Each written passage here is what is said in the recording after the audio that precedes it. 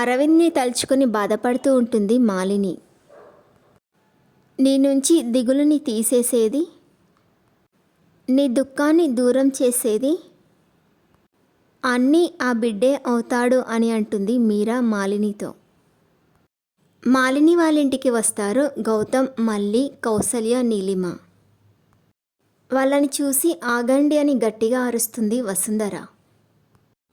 5 నిమిషాలు ఓపిక పట్టు, ఫార్మాలిటీస్ కంప్లీట్ చేసుకొని వాళ్ళే వెళ్ళిపోతారు అని అంటాడు శరత్ చంద్ర. దారుణంగా చంపించిన వాడే వచ్చి దండేసి దండం పెట్టి వెళ్ళిపోతే దాన్ని ఏమంటారు అని అంటుంది వసుంధర. వసుంధర మాటలకి చాలా బాధపడుతూ ఉంటాడు గౌతమ్. గౌతమ్కి అరవింద్ని చంపాల్సిన అవసరం లేదు అని అంటుంది కౌసల్య.